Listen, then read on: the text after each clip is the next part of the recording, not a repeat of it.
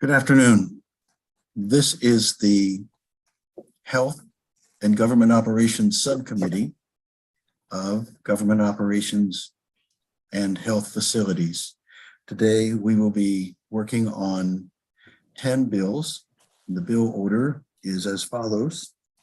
We'll start with HB 260, followed by 121, 274, 596, 690, 809, 817,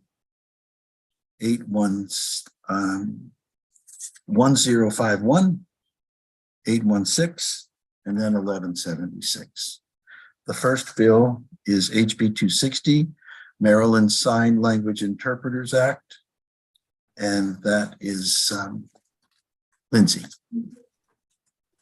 This bill establishes a regulatory framework for the licensure of individuals who provide sign language interpretation services in the state. The State Board of Sign Language Interpreters is established in the Office of the Deaf and Hard of Hearing. Beginning January 1st, 2025, an individual must be licensed by the board before providing sign language interpretation services in the state. The Sign Language Interpreters Fund is established to collect associated revenues and pay for the board's costs. In fiscal 2025 only, the governor must appropriate $100,000 in general funds to the board, and subject to the evaluation and reestablishment provisions of the Maryland Program Evaluation Act, the board terminates July 1st, 2033. There are no amendments offered on this bill.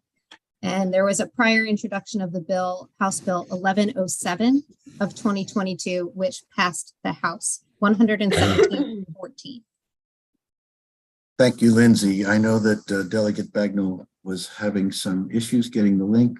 Has she entered the room yet? Yes, she's here. Okay, Delegate Bagnall, do you care to speak to your bill? Sure. Thank you. Thank you, Mr. Chair. So there was opposition on this bill, which came from Judiciary, the Maryland court system. We had a joint meeting, myself and Senator King, with Judiciary. We asked about potentially moving the start date back to give them more time, as recommended by the chair of HGO. They said that really wasn't, that didn't address their concerns. And they continued to be opposed, but did not offer any recommendations as to how they would not oppose the bill other than having them amended out entirely. I'm concerned about the public view of having them exempted from the licensure requirements and from a state standard. As you heard during the testimony from the governor's office of the deaf and hard of hearing, they do get complaints, and so I would ask the committee to move the bill. Yeah, thank you, Delegate Bagnall. Delegate Kaiser. Thank you, Mr. Chairman. And thank you, Delegate Bagnall. I want to understand a little bit more on the judiciary's points that they were making. It sounds like when they asked to be amended out and you asked if they could fix any of the concerns, they didn't address them. And it seems like based on your bill and based on the advocates that people have trouble in the courts. So I'm I don't know, disturbed, disappointed by their bad faith in this regard, and that they didn't offer any ways that they think that it could be improved. There's a point at which if they can't say how to fix it better, I mean, I'm just wondering. I mean, I think you're saying it anyway, push through because they're not coming to the table. So I'm not sure I really have a question as much as sharing the frustration and just saying that I think we give a lot of opportunity on this committee for consensus and coming to the table. And if they're not willing to even offer why there's a problem with the bill, I think that's a problem itself. So I'm sorry. Isn't that so, Mr. Chairman? I'm sorry. I thought I had a question. I really didn't in there. That's okay. I appreciate the perspective. Delegate Hill. Thank you. I'm going to follow up on Delegate Kaiser's excellent background. So Delegate Bagnall, can you clarify, because I had the same sense that they were saying, we'll get into trouble. We won't have adequate sign interpreters if we have to follow these restrictions. And what the advocates were saying is you're using unqualified people and doing a poor job because of it. Can you just clarify, is that, am I correct about what I heard going back and forth?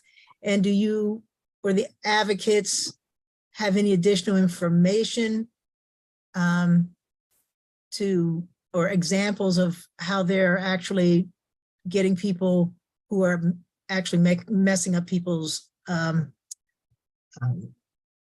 appearances in court or giving them bad information? Can you just clarify that discussion? Delegate Bagnall? Certainly. Thank you, Mr. Chair, and thank you for the question. So we did have testimony during the hearing regarding a couple of people's experiences. One in particular who realized in the midst of her court case, and she was there on a driving citation, and realized in the midst of her court case that she was not being translated accurately. So she spoke. And when she spoke, the judge was frustrated that she hadn't used her voice from the beginning, and then was further frustrated that she was complaining about the quality of the interpretation and not about the citation itself. And she spoke to the fact that she was very nearly held in contempt of court. When I spoke with judiciary, they had a very different perspective on whether or not there actually was a problem. And I think the crux of the issue that we find ourselves in with judiciary is that they have sort of a 3-tiered system, from my understanding, from where they get their interpreters. They have a pool of interpreters that are certified, have the national credentialing that is that aligns with the bill. Then they also use contractors, and those interpreters are supposed to be licensed, but it seems that there's not a very clear or transparent vetting process. And then they also do interpreting, if they are doing interpreting via video interpreting, they can actually use a national registry. And the National Registry of Interpreters wouldn't necessarily they wouldn't necessarily qualify under the Maryland licensure because they're not operating in the state of Maryland. But to the question of whether that would mean they wouldn't have a robust pool of interpreters, the governor's office on deaf of hard and hearing actually spoke to the fact that we have some of the most qualified interpreters in the state of Maryland, but they don't currently want to work under that system because it diminishes their quality. They're concerned about their own reputations. And again, I can't speak to what is happening in judiciary outside of what I have been told by the advocates and what has been confirmed by the governor's office of deaf and hard of hearing. Okay, and if I may, Mr. Chair. Yes, go ahead, Delia. So that I'm clear, when we move this bill forward, so having some of the most qualified sign language interpreters doesn't mean we have enough, right? The fact that they're not wanting to work under the court system may or may not be one of the reasons why the court system is using unqualified and poor interpreters. So how are we expecting, or what do you anticipate doing this will do in the court system to make sure that there are sufficient numbers of qualified interpreters who will accept assignment, that we won't continue to have the problem? And I see maybe Kate Bren can speak to that, Mr. Chair. I think also, just to interject a moment, can we make sure that the other sign language interpreter is spotlighted? Thank you, Lindsay. And I saw Delegate Delegate Kerr Kipke? stepped away. I'm Delegate, back. did you just talk to Ann? We need to make sure the I others. did. I Okay, thank asked her to spotlight the other interpreter. Thank you, Mr. Chairman. Nick Kipke. My question, I guess, is for Lindsay.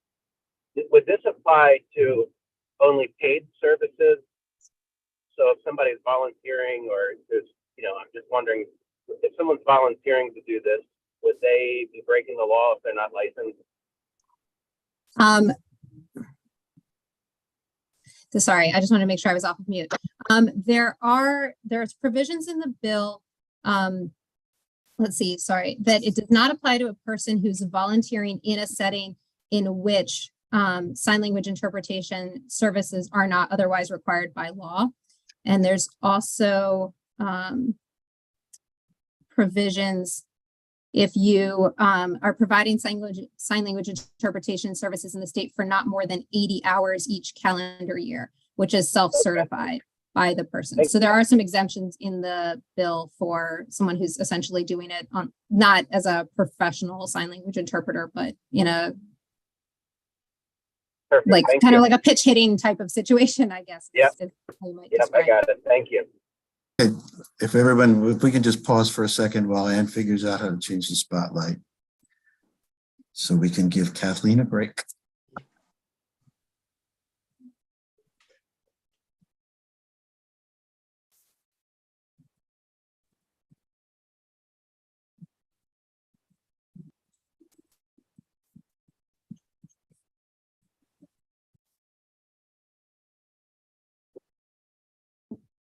If you want to keep going, we can watch when the spotlight changes and we can switch. And if an advocate shows up, then Tiffany can work from ASL to spoken English if you need to keep moving. We'll watch it. Oh, it's happened. It's happened. All right. Let's see, Delegate Kippy, you finished with your questions, comments? Yes, thank you. You're welcome. Delegate Kaiser.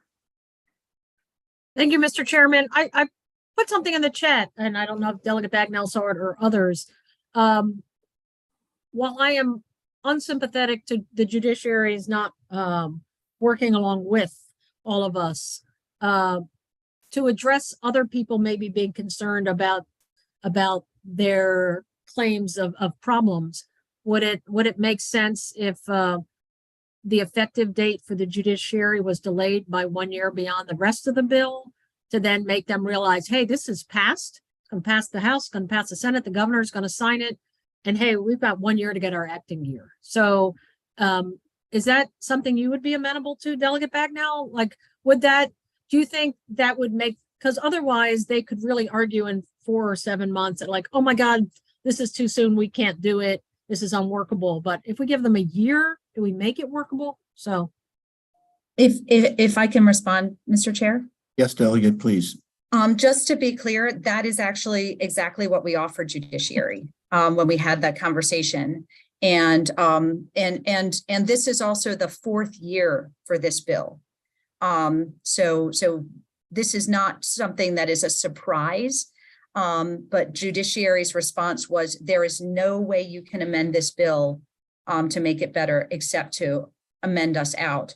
And actually then called to make clear the intention of the meeting we had just had to say that there was no way to amend this bill to make it better except to amend them out.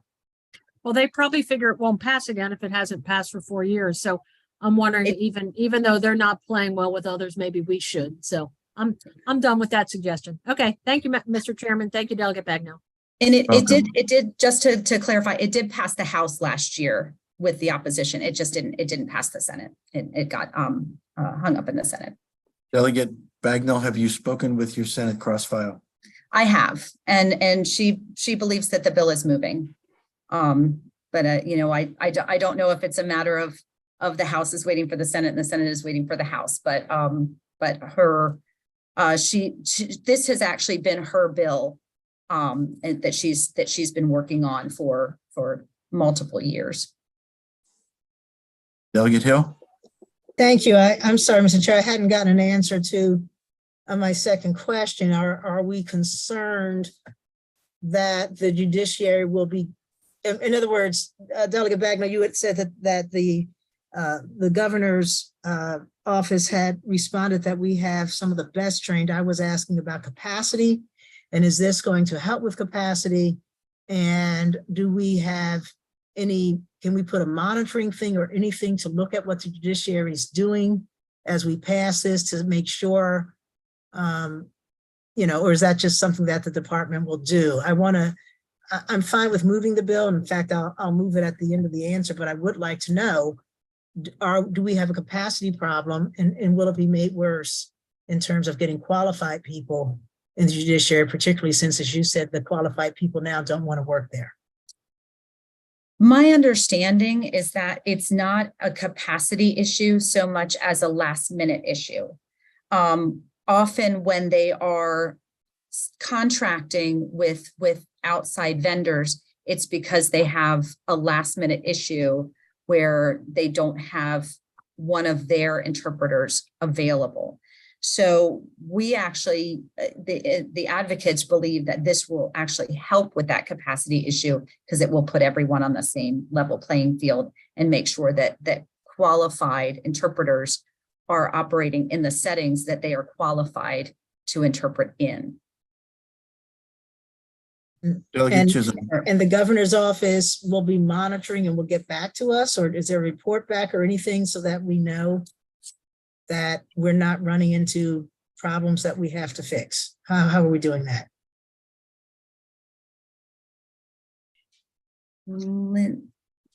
I'm just looking in the bill for the reporting. And if it would give comfort to the committee to add a reporting requirement specific to judiciary, I don't think there would be any reluctance in doing that. Okay, I would like to make that motion, Mr. Chair, that we require them to come back in a year and report on the number of cases where they had to, a year after implementation, like the number of cases, Lindsay, maybe where they needed a interpreter, the lead time in requesting someone off the list, whether they received someone, in a timely fashion. And we may even ask the advocates to collect, reports or something or somebody, I guess maybe the office itself should be collecting complaints, right? If anyone's complaining that the interpretation was not accurately rendered. So Second, Lindsay, did you get all that? So I think it sounds a little bit like there's maybe two reports, because one would be from the State Board of Sign Language Interpreters regarding the complaints that they get, and the other report would be from, and maybe that's an ongoing report, I don't know. The other report would be from the judiciary a year after implementation, which, just to be clear, the bill doesn't require someone to be licensed by the board until January 1st, 2025. So that report would come back January 1st, 2026. And that report would be number of cases needing an interpreter, the lead time in getting an interpreter for that case. What other things would you like in that judiciary report? whether they were able to get an interpreter, right? Whether they had someone at all? Right. I mean, I Yeah. think since it would be required, the issue would be whether or not there had to be a continuance in order to get an interpreter or Perfect. something like that. Because presumably at some point they ultimately get one. The issue is just Correct. What- Whether a continuance or delay or something like that. Yes. like whether there was a delay caused by getting an interpreter or something like that. So, So Delegate Huey, is that a one-time report, just the one January 1st, 2026? We could have them report, for 3 years, and, if everything's hunky-dory. So if after 3 years, it seems like it's fine. Yep. Okay. And then, sorry, back to to the report from the new board. Is that an ongoing report that you'd like? I mean, presumably they could report as part of the annual report of the Office of the Deaf and Hard of Hearing. I think that would be sufficient. Okay. And I would, Mr. Chair, I would ask that if it be your pleasure and that of the members of the committee, that we move that as a concept amendment so that we can move the bill with that concept amendment being voted on for adoption. Well, we have a motion and a second. We can move this amendment and then continue discussion. I think what Delegate Hill is referring to is we don't have the specific language written up because I'm just literally handwriting it right now, but I can draft up the language based on that concept in time for the full committee voting. Okay, can we get a vote on who approves the concept of this? Can I add Concept something? amendment. As soon as we move this, we have a motion and a second, so let's deal. Is it on this amendment, Delegate Tavares? Yes, sir. Okay, please go ahead then.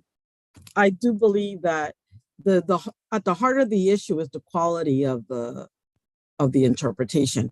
So if we're going to be doing a report on complaints, I believe that we also need to provide a survey to each individual so that we could assess the quality of the service. Should there be a last minute drop off and substitution to ensure that the individuals that's doing the interpretation is doing quality interpretation for the clients.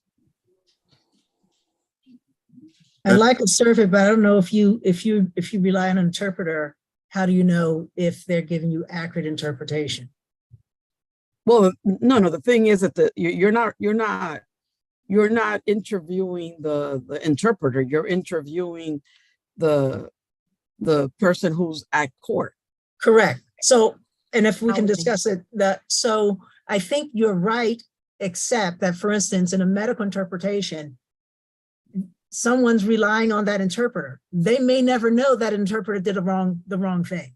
They may think, I heard what I was supposed to hear. They told me what I was supposed to do. So unlike the person who testified, who actually was able to speak and know that, and to hear a little bit, I guess, the survey is fine, but recognize there's a limitation that the person who needs the service of an interpreter may not be able to assess whether the interpreter was faithful in their legal interpretation of the concepts that needed to be understood. Okay, Delegate Tavares, I think that your suggestion goes beyond the scope of what the amendment that we're working on right now and provides an additional reporting requirement that may be onerous enough that the amendment won't move. May I interject a suggestion? Yes, please do. I wrote in my notes, what about on the report on complaints if it was differentiated by the nature of the complaint? So if the complaint is based on a perceived error in interpreting services, then you will have that information as opposed to, I don't know, that they didn't show up at all or that they were rude to you somehow or some other type of complaint. So that will help differentiate the types of complaints that the board is getting. And that might get a little bit at Delegate Tavares's question about whether it's not faithful interpretation services. That's the issue. Delegate Taveras, does that address your concern? It does. Thank you. Delegate Johnson? Oh, you skipped me. I'm sorry. You moved in order. I did call on you earlier, didn't I? Delegate Chisholm, please go ahead. And 2 points. One, I think Lindsay's point is outstanding because when you're in the court of law, you're raising your right hand and swearing to tell the whole truth, nothing but the truth, which is one thing, which is obviously vital in a testimony or in a hearing. And then the other type of complaints are totally different, where it's more of the way somebody treated you. But when I originally raised my hand, it was to find out, I know we heard one instance of somebody feeling like their testimony was not interpreted correctly and might have had a negative outcome. Do we have any idea historically how many of these types of complaints we're getting from individuals in the judicial system? Delegate Bagnall, do you have any information that can answer Delegate Chisholm's question? I wish I had the advocates here because I think they have more accurate information than I do. I can get that information from, they are here. So is there anyone who can speak to Kate Breen, if you can speak to Delegate Chisholm's question? Sorry, I can't see everyone who's on this call. Kate Breen, you may go ahead.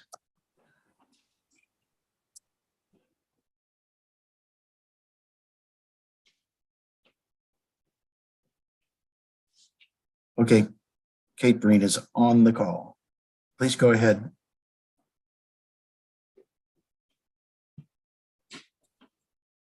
Yeah, please go ahead and spotlight me, Anne. This is Kate Breen.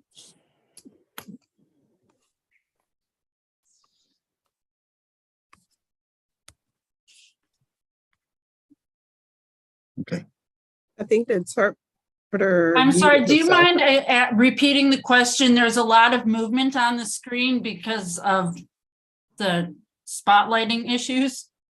Do we have an idea historically how many instances of interpretation being misinterpreted from individuals in the judicial system over the last year, 5 years, whatever's easiest for you to kind of pinpoint?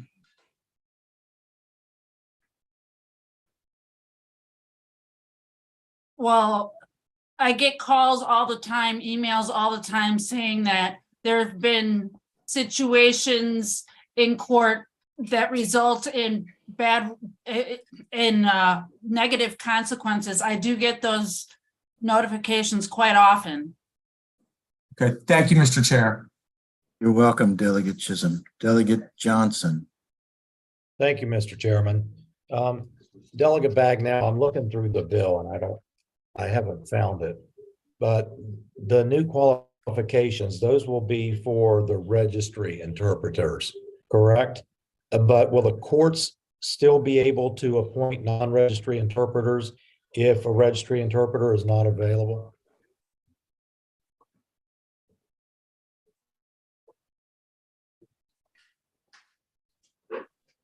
Delegate Bagnall. My understanding is that for emergency situations, they still have the ability to utilize that registry of interpreters, but this would create a standard across the entire state for interpreters who are required to have licensure for these specialized interpretive services. So would that nullify their argument about a shrinking pool? I believe it would. All right, thank you. Thank you, Mr. Chairman. Delegate Hill. Yes, I was going to suggest, based on Delegate Johnson's question, Lindsay, that we also add something in the report that talks about, you know, if they got someone off the register, right? And if they ended up getting a contractor, somewhat capture how much time was there between we need to know when they substituted a contractor and if they're creating emergencies that don't really exist, right? If they're somehow delaying, asking for people so that they can use these other folks. I'm sure you can figure out. Yeah, that would be my question, I guess, is like, there is a provision for an emergency to prevent undue harm, but I guess I would question how often a courtroom-based emergency exists. The way I Right, would and the hospital situation or right, something. and the like nature that. of the emergency, right? Yeah. Yep, thank you. Okay, we've spent a half hour on this so far. We have 9 more bills to work through today. Come in. Can we get, Lindsay, can you summarize the conceptual amendment and see if we can act on that? Sure. So we've got 2 pieces of reporting. The first is an ongoing report from the board that would be reported through the Office of the Deaf and Hard of Hearing's annual report on the number of complaints that the board receives and the nature of those complaints. We also have a report that will happen annually for 3 years, beginning January 1st, 2026, from the judiciary on the number of cases in which they needed an interpreter, whether or not they had to delay the case in order to get an interpreter, and the lead time for them to obtain that interpreter. All right, so we have. And if they use an emergency interpreter, right? And if they use someone who's not off of, not part of this regulatory framework, not licensed, yeah. We have a Motion to motion move the by consent Delegate amendments. Delegate Chisholm. Motion to move the amendments. Oh, wait, Second, This in a separate line item. Okay, well, we had the amendment, motion by Delegate Hill, a second by Delegate Kaiser. Any further discussion on this conceptual amendment? Delegate Johnson's your hand still up or? So if they don't like, if they get rid of the Tri-County Council. Ask it's gonna the cost them more background than that. speaker. I cannot hear. Mr. Hartline. You and I, tomorrow, if you get it gathered up, we may sit down and try to make sense out of it. Can the committee staff mute Okay, I John got a lot of Hartline? Open time tomorrow. I might try to get my, I don't think I I'm have. sorry, anything first thing in the morning. can we I mute might try to John get my oil Hartline? change first. Working thing. on I it. don't know, they open at 7 Okay. in Honda. You have it on the calendar for Friday. Yeah, I don't know if I want to wait that Yeah. long, Okay. but I'll do it Friday if I don't.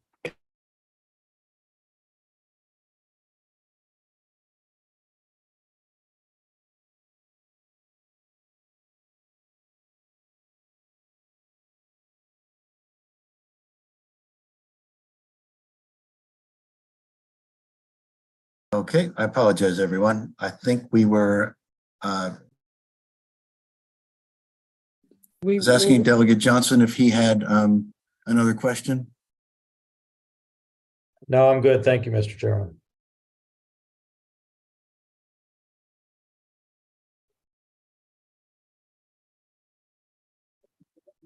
Delegate Curry, you're muted. Okay, first, nobody's muted. Now everybody's muted. On the amendment. All in favor of the amendment, please raise your hand, say aye. Is anyone Aye. opposed to this Aye. amendment? Okay, the amendment passes unanimously. Move the bill as amended. as amended. Okay, we have Second, a mo- On the bill as amended, all in favor, say aye. Aye. Any opposed? Okay, thank you, everyone. And thank you, interpreters. We couldn't have done it without you. Thank you very much, everyone. Thank you all. Take care. The next bill is HB 121, mental health treatment plans for individuals in facilities. That's Aaron and Delegate Charkoudian. This bill codifies existing regulatory requirements, including time periods for and who must participate in the development, review, and reassessment of a patient's plan of treatment. The bill also establishes new requirements relating to a patient's plan of treatment, including an opportunity to involve family members or other individuals, and a process to request that a healthcare facility review and reassess the plan. There is a reprint of the bill that's been provided to you, and this incorporates amendments being offered by Delegate Charkoudian. If you look at the reprint on page 3, starting on line 5, on admission to a facility, the facility is required to ask the individual whether the individual consents to family members or any other individuals being informed of and given the opportunity to participate in meetings with the treatment team regarding the development, review, and reassessment of the plan of treatment of the individual. And if consent is given, at least every 7 days, reconfirm the consent. The amendments further require the facility to provide a schedule of routine treatment team meetings where the plan of treatment is discussed and establish a process for the authorized individuals to participate in the meetings. The amendments also authorize a treating provider to withhold certain information on an individual plan of treatment from a family member under certain circumstances.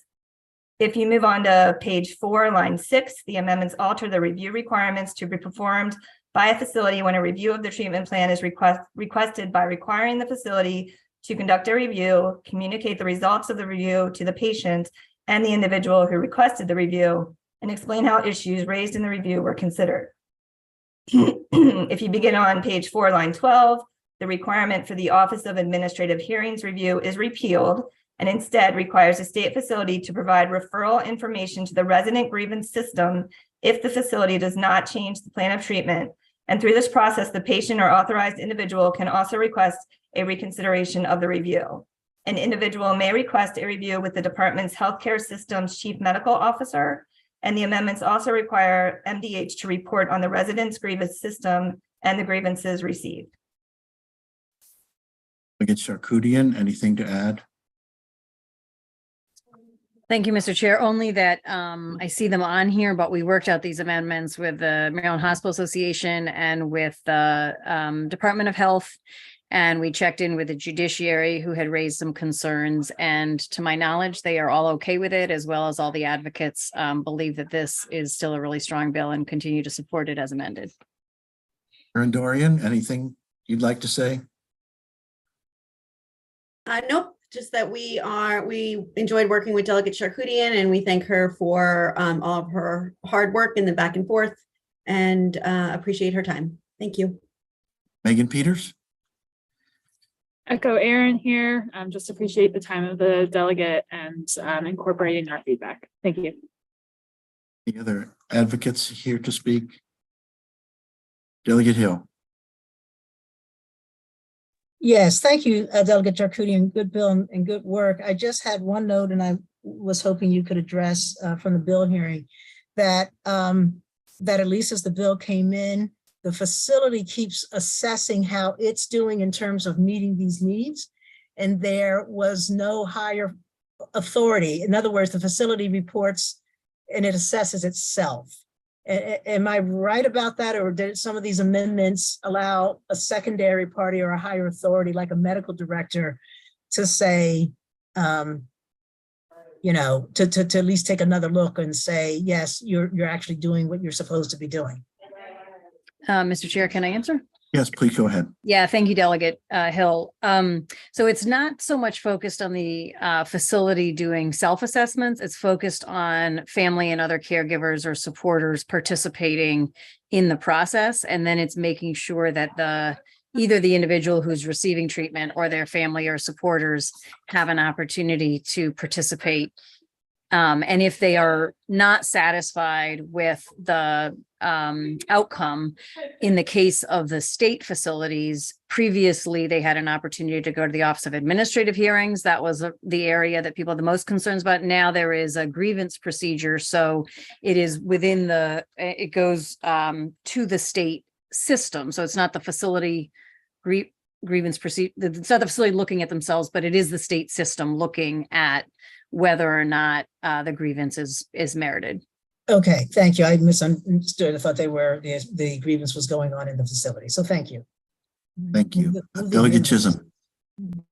Thank you, Mr. Chair. And I appreciate all the work that's been done on this. And I had in my notes, and I went back and looked, the Maryland Psychiatric Society and the Washington Psychiatric Society were marked as favorable, but their letter was actually in opposition. And I was just wondering if Delegate Charkoudian had spoken to them, and did these amendments help satisfy their concerns? I have not spoken with them. I think probably if they were marked as favorable, I don't have access to the bill file. And so I wasn't able to see their comments. So I don't know if these issues address their comments or not. It just says the bill would be unduly burdensome on clinicians, hospital staff, and administrative law judges who are already saddled with caring for patients.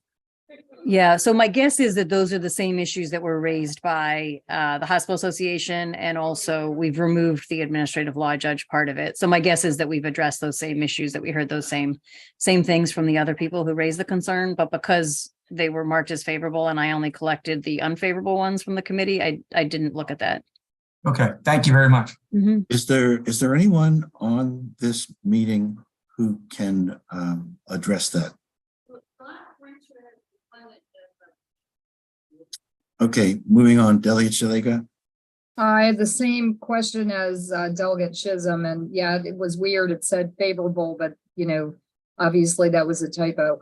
MedChi came in unfavorable. Have you been able to talk to them? I'm assuming their complaint is the same as the Psychiatric Association. Yes, and they have changed their position to neutral now that we've addressed the issues. And Pam Caves-Myers on the call. Yeah, we are fine with the bill as it's been amended. I think Delegate Charkoudian did a great job working with everyone who had concerns. So our concerns are removed. We're good to go.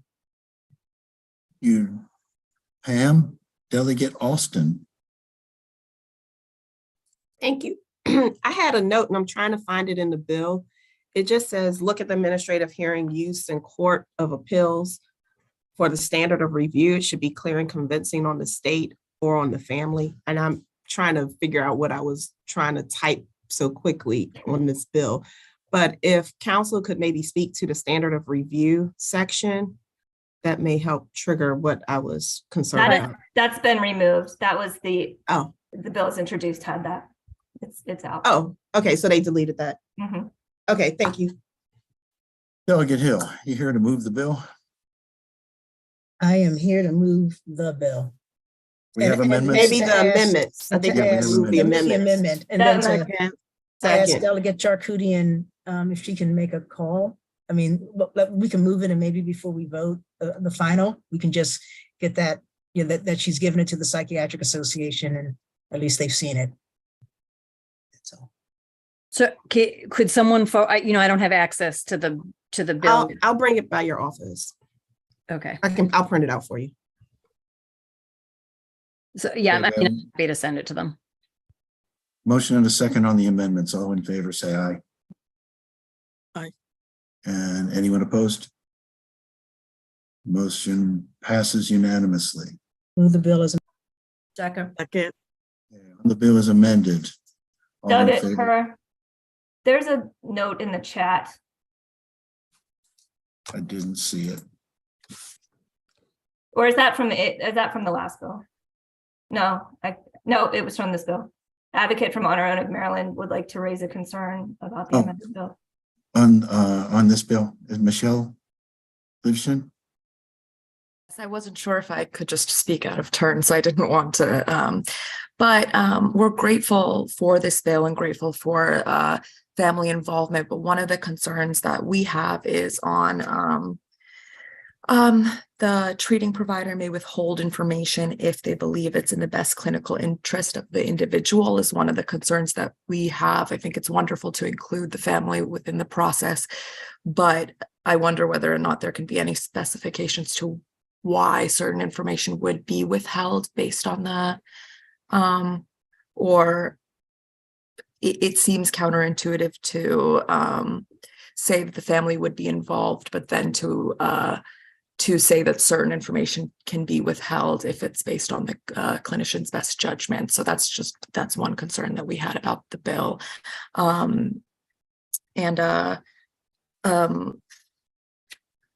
There's an additional concern about the 7 days. I don't want to put you on the spot, Lucienne, but maybe if you want to speak to the 7-day concern, which I'm a little less aware of, but thank you all.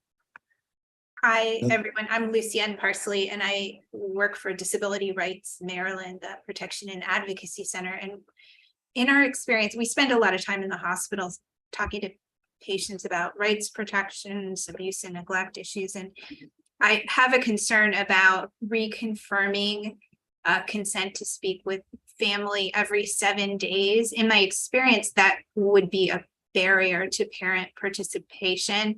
What we see is often the social workers might take it upon themselves to reconfirm consent, which in itself isn't bad, but it seems to be done so frequently that parents or advocates, guardians, etc., can't keep up with it. And so if they don't respond, then they're left out of treatment decisions and may not be contacted again because they didn't respond to the last one. It's just so frequent. And if the patient is aware that they can opt out and withdraw their consent at any time, we don't see the reason for that. Thank you. Can I speak to both of those Yes, concerns? I was just going to call on you, Delegate. Thank you, Mr. Chair. Thank you for the concern. So let me start with the 7 days. I think the actual concern that is addressing is, and it was originally written, I think there's two issues that both of those are addressing. So first, the bigger concern is that an individual who goes into the hospital may initially not approve of family members who they may feel angry with for the fact that they've ended up in the hospital, may not want them to participate. And then as they continue with treatment, they may change their mind. And so the idea was to be checking in with them on a regular basis. The second issue is that there are times that some dynamic with the family is part of what's being processed. Sometimes it's sexual abuse, sometimes it's other things. And so as someone is going through treatment, this opportunity to determine who are the appropriate people may change as they're processing whatever it is that they're processing. To be clear, the every 7 days is the patient who's being given an opportunity to clarify. Family members don't have to do anything at that point because it's just the patient who's being checked in with. So family members who are being put on or taken off the list, which, you know, wouldn't have to sign any additional documents or give any consent. So it's just the patient who is there. So it doesn't create additional burden to them. It's a social worker or whoever checking in with them. I think the same is true for that second piece about treatment. I think there are times that some family dynamic may be part of what a patient is processing and the thought process. And again, I worked with the Mental Health Association on this. The Mental Hospital Association on this. And so they may have additional thoughts on this, but that there may be times that, for example, if somebody is processing sexual abuse in their childhood and their parent who is part of that or aware of it or something that's part of what's being discussed in the treatment plan context, that there may be clinical staff who determine that as that's being discussed, it's better for the family not to be aware of that particular point. I think that's sort of what we were trying to protect for or allow for in that exception. Michelle, do you have something to clarify? Sorry. No, Delegate Sharkoudian got that exactly right, that there are certain, that this is really to protect and, you know, the adult patient with capacity being able to make their own decisions. We always hope that the family dynamics are good, you know, are good family dynamics, and we want to give space for those families to be involved. But there are times when those family dynamics can contribute, and we want to make sure that that adult patient with capacity can work through those with their clinician. Anyone else to speak to this bill before we vote on the bill as amended? On the bill as amended, all in favor say aye. Anyone opposed? I don't see any opposition. Bill passes subcommittee unanimously. Thank you, Delegate Sharkoudian. Thank you. We are now moving on to the Emergency Department wait times, House Bill 274. Delegate Bandari, this is also Aaron's bill. This bill was discussed last week and ended up being held until this week. There is a reprint of the bill. One of the concerns was of the 4 representatives of emergency department personnel. So that is in the reprint in Roman numeral 5, has been amended to provide that 4 representatives who are emergency department personnel, including 2 licensed physicians, 1 licensed nurse, and 1 individual who provides direct care to pediatric patients in a specialized pediatric emergency department.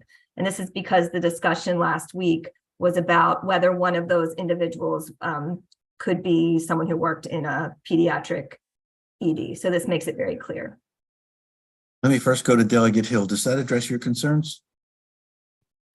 Okay, thank you. Delegate Bandari, I saw you were in the room. Do you have anything to say about your bill at this point? No, thank you, Mr. Chair. I know this is a very compromised bill and it reflects the input we have received from various groups and attempts to address their concern. And, you know, please, I know that every advocates that I reach out, they do understand that this is very compromised bill and which is necessary to move forward and make progress on important issues like this one, Mr. Chair. Aaron Dorian, did you have anything you wanted to say?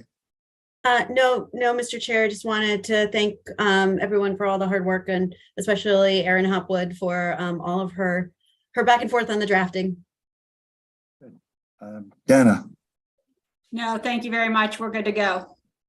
Great. Delegate Shalego, before I get to you, can I go to Anna Palmisano? Okay, thank you, Chair Kerr. Anna Palmisano, and I led the coalition that brought this bill to the legislators. And we feel, and our coalition is over 1 million people, that it suffers from a lack of focus on emergency department wait time, which is the primary issue. Patient advocates were not involved in what was a massive rewrite. The bill, in our estimation, has become loaded to include everything related to hospital systems and more. It's really kind of a laundry list. And we basically feel that the likelihood of this amended bill is pretty minimal to the success of addressing ER wait time. But we do appreciate the subcommittee's deliberations and Delegate Vandari's leadership. Delegate Shalega. Thank you. So I'm doing a count on the reprint. It looks like there are 20 members of this task force. Is that right? One, Aaron? All right. Whoop. I thought it was 21. Maybe 21. Might have missed one. My question would be, obviously, look, this is very important. I am very supportive of this bill. It should be and is a priority for this committee and the legislature because we are 50 out of 50 in wait times across the country. And we've got to improve immediately. I wonder, one, do you think it's too many people? But secondly, why do we have one service employee employed in an emergency department who is a member of a union? Who are we talking about here? Health care workers, representative for healthcare workers. Who is that person we're talking about? This would be the person on the front line doing patient intake and triage.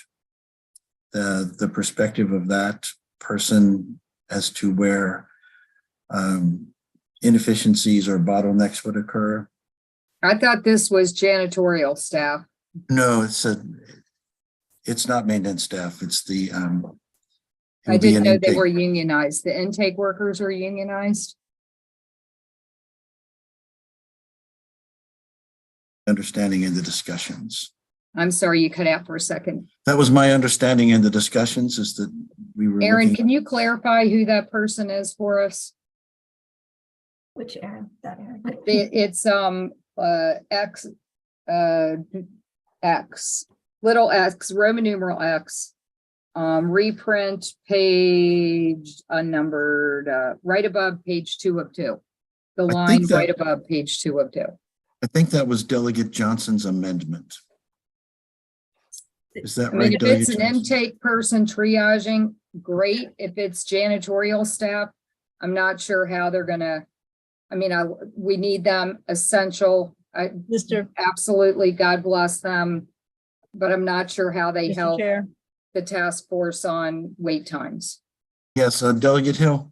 Yeah, and I obviously I wasn't in on the conversations, but my understanding is that one of the concerns that Ms. Palmisano even spoke to is that if you have the people who are essentially the administrators, the top heavy people sitting down, then you may not be getting the same kind of information you get when you have the people on the front lines. The support staff, which yes, includes janitorial, but it also includes the nursing assistants. It does include the secretarial staff. They get a different perspective. And one of the reasons it was recommended that it be someone unionized is because we didn't want anyone participating in this group to feel as though anything they said could jeopardize their job. The union people are protected. Non-union people are not. And oftentimes people do not want to speak honestly about what they see. So it could be anything from it's understaffed during this shift. I know that we're asked to clean up multiple rooms, or we see people waiting, or the doctors don't show up, or we've got, a bunch of physician assistants, like 7 physician assistants and only 1 physician. So the patients are waiting to be discharged because nobody can discharge him but the doc. So it's a matter of getting a perspective that's something other than the administrators. I think that was what the ask was at the hearing, and maybe Delegate Johnson can speak more to why he put that amendment in, but that was my understanding, trying to get people on the front lines who aren't afraid they're going to lose their job by speaking things that the administration might not want to have said. Thank you, Delegate Hill. Delegate Johnson, you want to speak to your amendment? That is primarily correct, Delegate Hill's statement, as well as we were looking for every avenue that causes backups to the ER. So that could be, like Delegate Hill said, the beds being held up by possibly not having the rooms cleaned in time. No matter what it is, wherever we have a bottleneck, we wanted people on the panel that could speak up and give their perspective of where the bottleneck is on their end. So then we could backtrack that all the way to the folks coming in the ambulance. Thank you, Delegate Johnson. Erin Dorian? Sure, Delegate Kerr, and just to, if I may for a second, go back to answer Delegate Shalega's question. We did do a survey of our hospital members around unionization and what workers were unionized. And it's our understanding that it isn't the intake worker, respectfully, from what we have heard from our members, it isn't the intake workers, it is environmental services, dietary services, those types of workers that are unionized. I don't know if there are others in other facilities that maybe didn't answer our survey, or other types of facilities that may not be a member of the association. We do have all 60 hospitals and healthcare and hospital systems in MHA. But it is those types of workers that are unionized in Maryland hospitals. Okay, May I ask, do you know if that includes transporters? The people that are transporting patients from place to place? Delegate Hill, I would have to go back and see if we got that detailed with it. I'm not sure. Mr. Chairman, Delegate Kipke.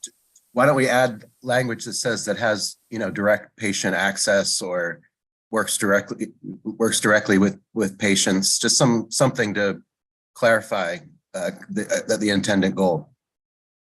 Erin, do you think that is something easily added, or do you think that's something that we've already covered? Yeah, I'm looking at it. One service employee who is a member that is.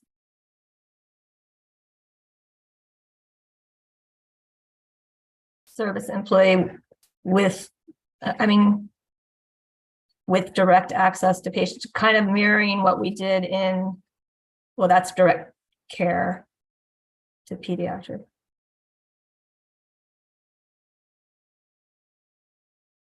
We can try. It just has to be someone who exists. So with direct access to patients. Delegate Kipke, does that address what you wanted?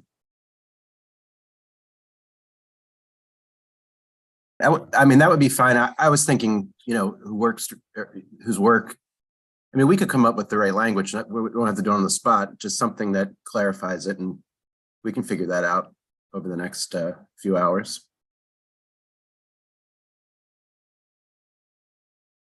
This is where you are voting on this amendment, right, Erin? Yes.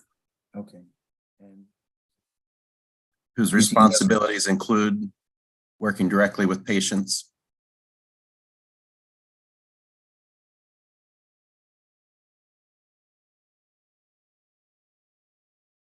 That's a great idea, Delegate Kipke, because then we're getting to the people that we're trying to get on there that Delegate Johnson was talking about. So that's amenable. I think Erin can wordsmith that to be what we're talking about. One service employee in an emergency department who works with patients in the emergency department. Sounds great. Delegate Johnson, are you okay with that being added to your amendment? Well, I think limiting it to the emergency room department is going to not give us a clear picture or a holistic picture. It's already limited to that. Okay, all right. It's employed in an emergency department, and we're just kind of clarifying what they do in the emergency department. So it's Okay. Delegate Kipke's suggestion was who works with patients or some sort of relationship with the No, patient. I got it. Oh, Pam Gazone, speak up. Interacts with patients. Yeah, I like that. that was my suggestion was to use interacts. Interact sounds good. Who that- interacts with is patients. that- I is mean, that good with everybody? Delegate Johnson, do you want to move your amendment? Yes, Mr. Chairman. I'd like to move the amendment with the word interact unless someone comes up with a reason we shouldn't use that word. Second. Second. All right, we have a motion and a second. All in favor of the amendment, say aye. Is Aye. anyone opposed to this amendment? Seeing no opposition, the amendment passes. Delegate Bandari's not on the subcommittee. He can't move his bill. Wish I could. Yeah, Move the bill. Second. okay. On the bill as amended, all in favor, say aye. All Aye. opposed? Any opposition? Seeing no opposition, the bill moves on as amended. Thank you, Delegate Bandari. And number 4, this is Aaron, your last one of the day, non-emergency transport. the House bill Bill. as introduced establishes a rural non-emergency medical transport program in MDH and in beginning in fiscal 2025 would require the governor to include in the annual budget bill an appropriation of at least $1 million to fund the program. The bill also establishes the state coordinating committee for health and human services transportation and repeals the limits on annual funding for the Maryland Senior Rides program and the job access and reverse commute program that's administered by the Maryland Transit Administration. There is a reprint to the bill that's been provided that incorporates amendments that are being offered by Delegate Kerr, the bill sponsor. The amendments strike the provisions in the bill that would have established the rural non-emergency medical transport program and the mandatory appropriation of $1 million. It does keep the provisions of the bill that repeal the limits on annual funding for the Senior Rides program and the Job Access and Reverse Commute program. And it still establishes the State Coordinating Committee for Health and Human Services Transportation. And if you look in the bill on the reprint, the requirements for that committee in the bill as introduced, these aren't amendments, they on page 9 would require the committee to examine the transportation needs of residents of the state who are elderly and have a disability, or require transportation to access jobs, medical and other health-related appointments, senior citizen programs, or other programs requiring the transportation of individuals who qualify as transportation disadvantaged. They would coordinate efforts in the state to provide quality health and human services, transportation services by working with appropriate federal, state, and local agencies, conduct an inventory and assessment of health and human services transportation providers in the state, devise a 5-year health and human services transportation plan that sets goals and objectives to help transportation disadvantaged residents of the state access jobs, education and training programs, healthcare services, and other activities. It would serve as a clearinghouse for health and human services transportation coordination issues. And then it would also be required to report on the activities each year to the General Assembly. Move Thank the you, Aaron. amendment. Delegate Kerr, would you like to speak to your bill? Why, thank you, Mr. Chairman. I will. With a $500 million write-down, we felt that we couldn't include the $1 million mandatory budget item. So we removed that and turned the bill into something that we could get done this year. So Delegate Alston. Move the amendments. Second on the amendment. Okay, we have a second. Delegate Shalega. Thank you. So the bill as introduced was a non-emergency medical transportation program, which sounded great, but as I'm reading the reprint, it is not medical anymore. It's kind of everything transportation, because on the reprint, page 10, lines 12 through 18, jobs, education, training, healthcare services, and other activities. Why did we not continue to concentrate on medical transportation. Aaron, can you help me with that? Yeah, the bill as introduced had kind of three separate parts. So one part was the new program for non-rural medical transport. Sorry, rural non-medical transport. Non-emergency medical transport. So that part has been stripped. And that was in the original bill. The other piece was lifting the funding caps on the current programs. And then the third piece was establishing this state coordinating committee for health and human services transportation, which was also always more broad than the rural non-emergency medical transport. So we took out the rural non-medical, and we're doing the other. Correct. Okay, and I know I used to represent Harford County. I don't anymore. They have a pretty robust transportation system within that county. Did you ask Mako and the other counties, to weigh in on this? Mako did not provide any testimony, written or oral, in the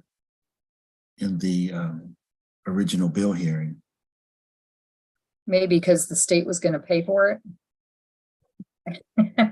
They're like, sure, if you're going to give us $1 billion a year, we don't need to weigh in on it, Delegate Kerr. Well, this coordinating committee would conduct an assessment of health and human transportation providers in the state. So they'd look at what's being done in different counties.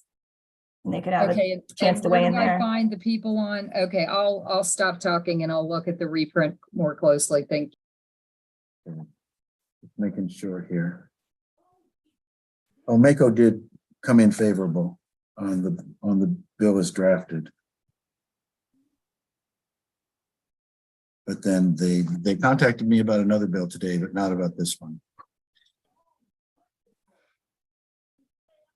Delegate Hill. Yep. Thank you. So I'll have to look at this a little bit more closely. There are a couple of notes that I had. One, I don't see in the study that they're doing, and maybe I missed it. Is there anything about paying attention to equity or making sure that people actually know the program exists? I know we asked about it. I asked about it during the hearing, and we were told, oh, well, they can call 211 and find out. And so that's the first part of the question. Does any of the amendment address that entire piece about the non-emergency medical transportation program is out of the bill? And I think your question was about that particular program. That's gone. Okay, but the part that is in there, this transportation for all needs, is there anything to make sure that it's just not, it talks about people who will have needs in the county, but so it sounds like the answer is no. It just talks generally about needs, but there's no particular directive to make sure that they're doing a sufficient outreach to reach all the various communities. Sounds like no. Okay. The next thing is there was a KKI amendment, page 3, line 16. That's all out, right? About accessible. So yeah, I looked at that and it only fit in, I felt, to that piece that was stripped. Okay. All right. And the final question, never mind, there are no funds. So there's nothing about hospital not-for-profits having access to the program funds because there are no program funds. Okay. All right. I'll take a look at the bill in terms of the equity piece. Thank you. Thank you. Delegate Chisholm. Quick question, because we struck the first 2/3 of this bill, does that mean the fiscal note is now down to 0? Am I correct on that? There's still a fiscal of 180,000 in the first year because MDOT said they'd have to use a consultant, and then $80,000 in the remaining years to run the coordinating council. And so that's my follow-up question. MDOT in the original hearing had a letter of info, but was really a letter of concern.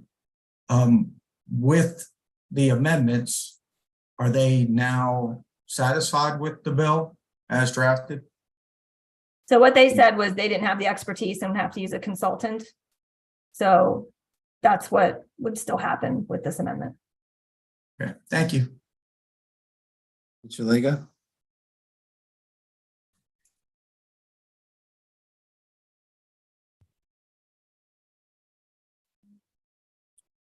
You gotta unmute. Delegate Shalega, you gotta unmute. Sorry, I hit unmute, but not hard enough. So I did read all the members of the committee members, and it doesn't look to me like you have any specifically rural county people on there. So you do have the one, I take that back, the rural, where was it? Rural counties, something. Maryland Council. Rural Maryland Council, but you don't have any of the rural county, again, I would say having represented Harford County, they have a very robust transportation program. Delegate Johnson's on this call. He can, or maybe he's not anymore. There he is. Could weigh in on that as well. So I'm wondering if you want to make sure that they actually have a seat at the table, since that's kind of what it looks like you're focused on, or not any longer. Charlotte Davis is on the call from the Rural Maryland Council. Charlotte, would you like to speak about that? Sure, we're happy to include. I thought the regional councils are represented on that committee, and they tend to represent 3 of the rural counties, but we would be fine with additional county representation.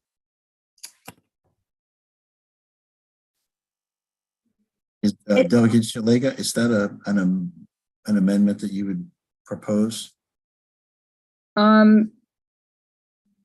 mean, it's your bill, so if you want to do it, that's fine. You represent a rural county too. So I would think you'd be equally as interested in that representation. Could I read you one line? Just Yes, it might please help. do.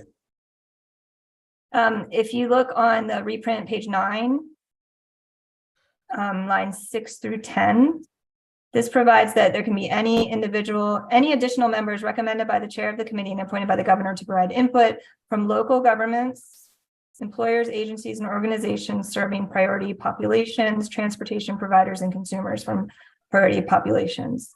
If that helps, or if you want to work with that piece somehow. That work, Delegate Shalega? Yeah, that's fine. Charlotte, anything else to add? No, I'm good. Thank you.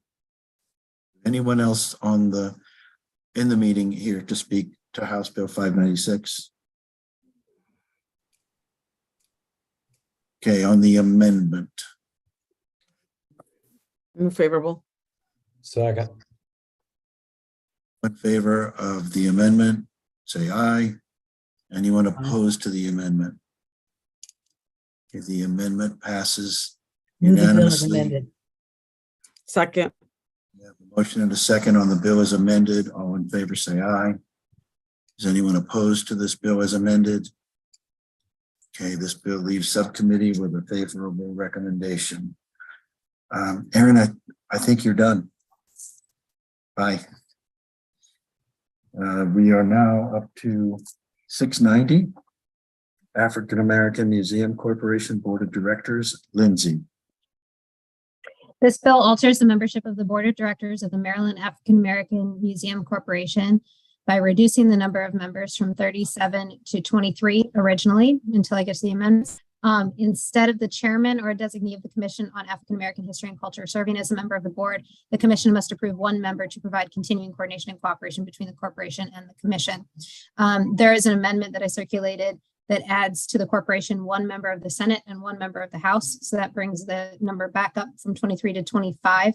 And that amendment was already adopted on the Senate cross file, Senate Bill 332, which passed the Senate 45-0.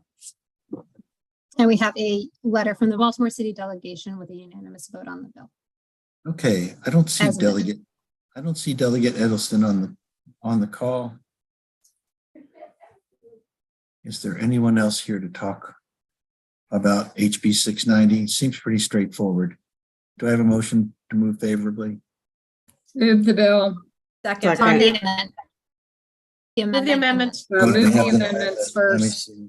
Move the amendments to add 2 people. Yeah, there are an amendment. Second. There are amendments. All right, on the amendments, all in favor, say aye. Aye. Anyone opposed on the bill as amended? Move the bill. Second. Favor, say aye. Anyone opposed? Okay, that bill moves forward. HB 809, that's the state procurement of the Minority Business Enterprise Program Extension and Reports. Lindsay. So some committee last year, I recall that there was a bill last year to extend the MBE program reporting dates by a year because the disparity study was held up by COVID, and so everything was pushed back a year. This bill basically is making conforming changes to that to extend the termination date by 1 year to July 1st, 2024 to the authorization of minority business enterprise preferences for procurements related to offshore wind projects and video lottery terminals to align the termination with the termination of the statutory authorization for the state MBE program. It also extends the deadline for the completion of the MBE program by 3 months to December 30th, 2023. Finally, it aligns the deadlines for related disparity studies or analyses for offshore wind projects, public-private partnerships, capital projects.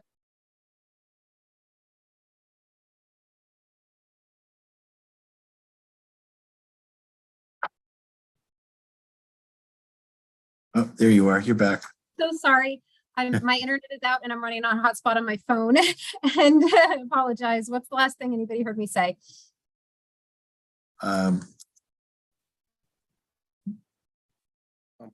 You came right back, so I think we probably only missed a sentence or two. Okay. I'm sorry. It's aligning the deadlines for related disparity studies or analyses of offshore wind projects, public-private partnerships, capital projects that receive state bond proceeds, and pension system investment brokers and managers with the new deadline for the completion of the MBE program's disparity study. There are amendments that I circulated on the bill that make a technical correction regarding the extension of the report regarding offshore wind projects and extends the authorizations and deadlines related to the state's MBE program. These amendments were adopted on the Senate cross file by the Budget and Taxation Committee, and that has passed second reader in the Senate right now. We lost you at offshore wind project. So you picked up right where you left off. Thank you. Anyone to speak on this bill? Someone want to move the amendment?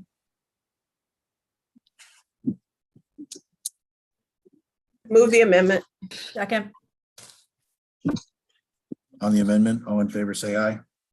Anyone opposed to this amendment? On the bill as amended? Bill is amended. Second. Okay, we have a motion and a second on the bill as amended. All in favor, say aye. Is anyone opposed to this bill as amended? Bill moves on to full committee with a favorable subcommittee report. 809.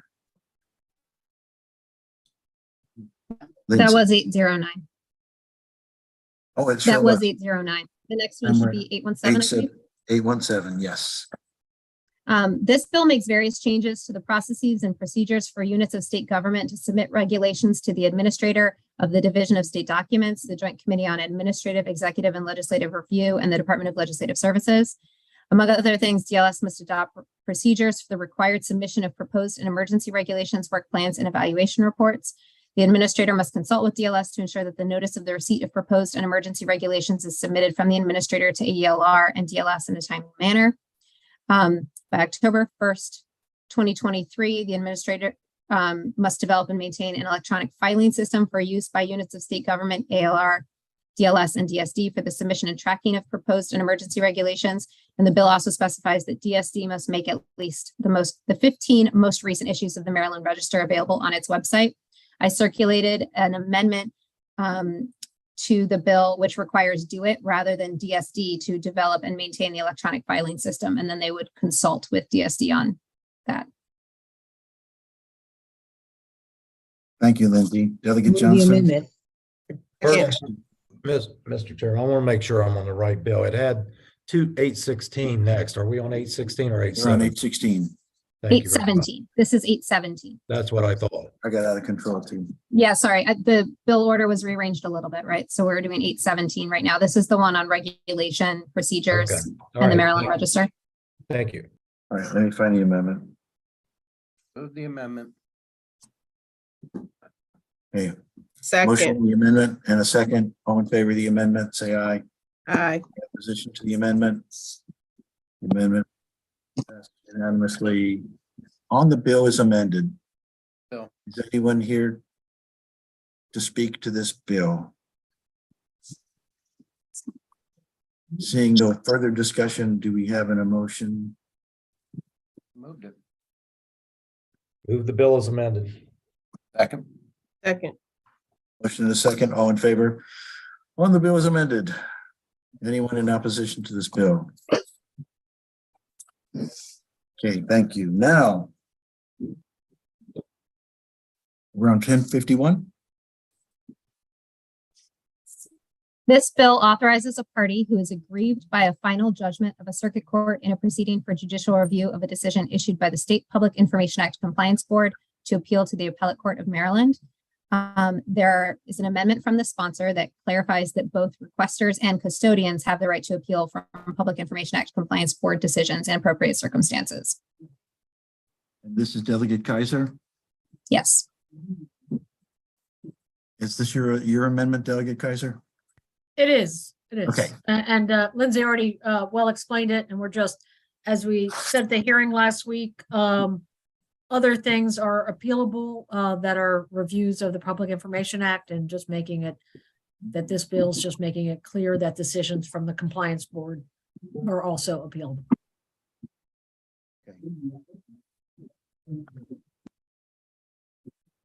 On the amendment? Move the move the amendment. amendment. Second. All in favor of the amendment, say aye. Anyone opposed to this amendment? Amendment passes unanimously. Move the bill is amended. Second, All right, on the bill is amended. All in favor, say aye. Anyone in opposition to the bill is amended? Seeing no opposition, the bill passes unanimously. We are now on 816.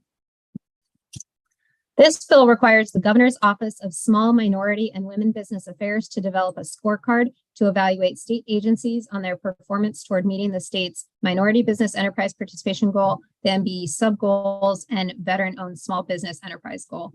There are no amendments from the sponsor on this bill, but I wanted to raise everybody's attention to the letter from the Governor's Office of Small Minority and Women Business Affairs. It was a letter of information, but it did have a couple of suggested amendments in it.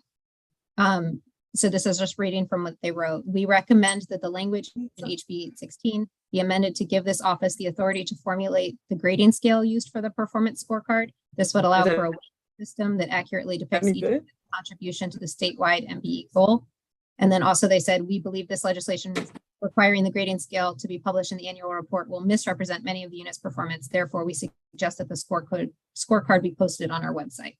So I just wanted to raise that for people's consideration. I don't know if someone wants to speak to that further.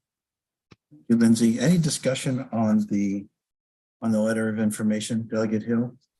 Thank you. The letter from the governor was mentioned during the bill hearing by the sponsor, who said that he was in favor of those two amendments. And so I would like to move or offer an amendment that put language in to give leeway to develop the rubric for the scale and to require the scorecard be published on GOSPA. Second. Okay, Delegate Hill has proposed an amendment. Delegate Shalega has seconded it. Do we have any discussion on this proposed amendment? Delegate Johnson. The sponsor in the hearing, are these the amendments that are going to conform this to the Senate bill? I haven't seen any amendments on the Senate bill. It was heard on the 8th, but I haven't seen that it's moved at all in the Senate, perhaps. Okay, I had some notes. The sponsor said there were two amendments to conform to the Senate bill. Let me just. My name is Davon Gardner. I'm actually with the governor's office, small business. I actually dropped the bill, the amendments off to Philip over in the Senate. And he does have the House bill amendments as well. Oh, okay. Well, I Mr. didn't know Chair. that, so that's good to hear. I dropped by early and tried to get them to you earlier before this subcommittee, but I did give them to Philip. Okay, thank you. I can get them. Thank you. Mr. Chair, Yes, Delegate Alston. just spoke to the sponsor. He's trying to get online. He does have the amendments, and I think he was trying to email them to us as well. Okay, let's see if I can get them in.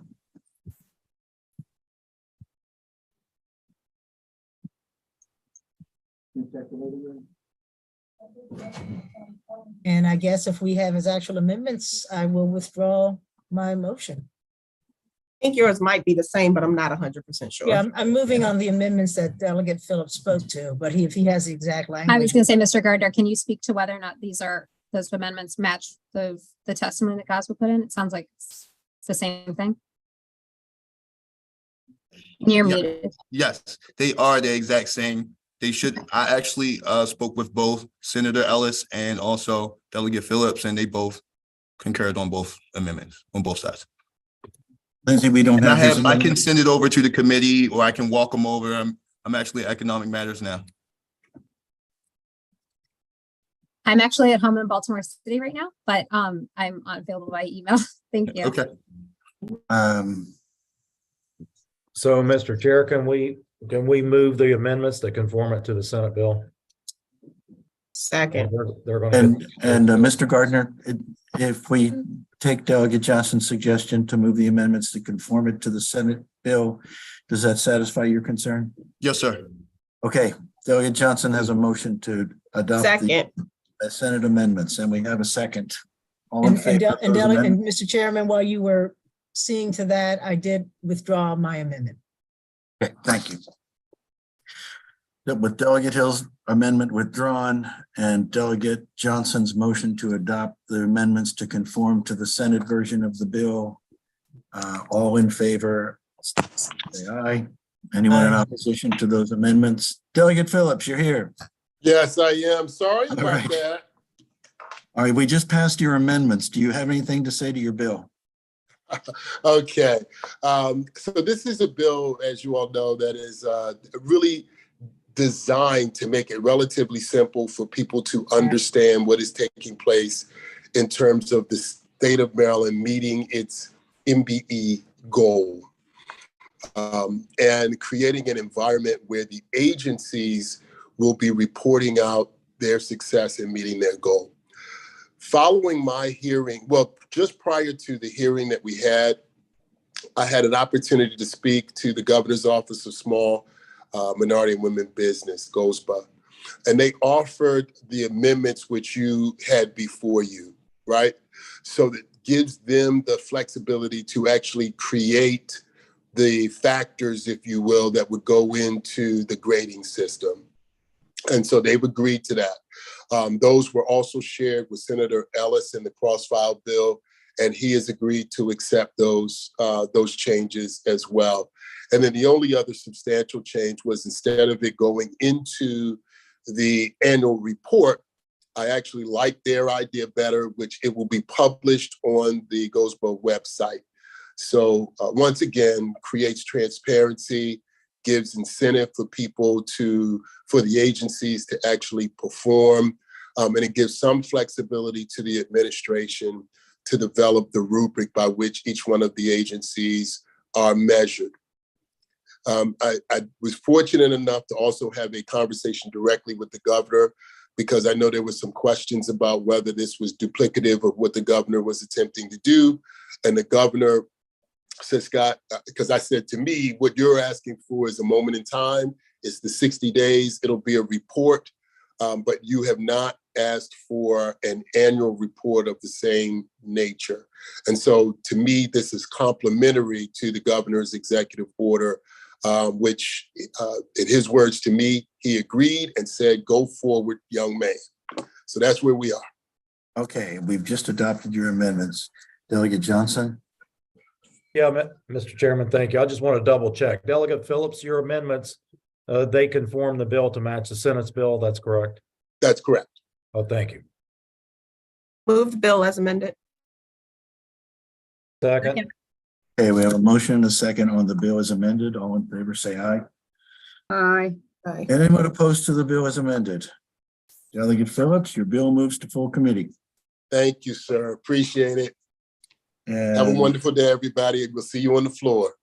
okay, and then if I'm not mistaken, we're moving on to the final bill of the day. Did I have a second bill in your committee today? Not today. You Okay, did not, Delegate Phillips. all right. Thank you. I think he left. Delegate Phillips, you had it in Legislative Black Caucus. Okay, thank you. House Bill 1176, Delegate Atterbury. It's the voluntary 911 registry. This bill establishes the 911 registry program to authorize individual adults, parents or guardians of minor children, or guardians of individuals with special needs to register with a local 911 call center, which can then alert first responders encountering a registered individual that the individual may exhibit certain behaviors, including specified behaviors associated with developmental delays or mental health disorders, or specified diagnoses or traits, including specified impairments. The sponsor submitted amendments to alter terminology used in the bill and specify that a public guardian appointed by the court may not register an individual in the 911 registry program. Kevin Canali, I know you're here to speak to this bill. Please go ahead. Thank you, Mr. Chairman. So thank you for having me on. MACO did have a few concerns with the bill. I've spoken with the Maryland Developmental Disabilities Council, and I think we've agreed on some language that can help move the bill forward. To be clear, we were concerned about potential liability with the bill. And then a number of counties operate these voluntary 911 registries, but the majority of them require the end user, or so the individual or their representative, to re-register each year and keep their information current. This bill would put that onus on the county, and that would have created a fiscal issue. I think, again, we've talked through and agreed in concept on some amendments. I know that they're on, so if you had any comments, and I know that the bill sponsor was okay with that as well, but I'm happy to take any other questions on the bill. It's a good bill, and I hope we can move forward with the amendments. Andy or Rachel, or either of you here to speak to this bill today? Andy, you want to go?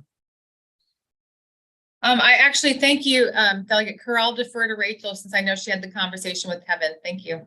Okay, Rachel. Great. Hi, thank you very much. I just will echo what Kevin said. We had a great conversation this morning. Appreciate Chair Atterbury's and her staff's agreement with the amendments. We did try and have them drafted before your subcommittee meeting, but that did not get worked out.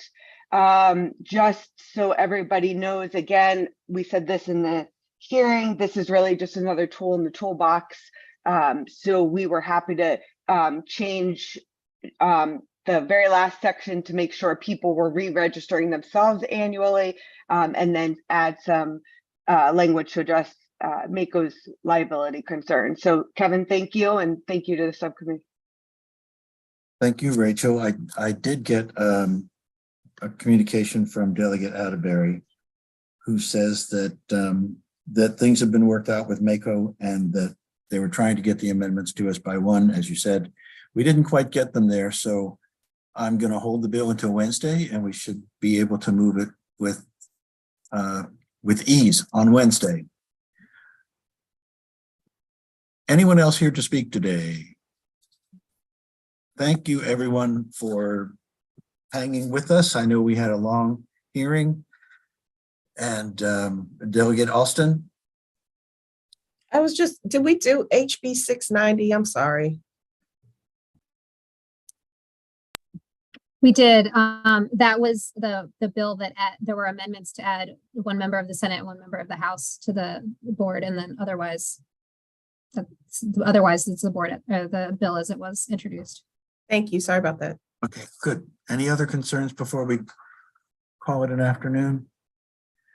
Thank you again, everybody. This concludes the work session of the Government Operations and Health Facilities Subcommittee. See you this evening.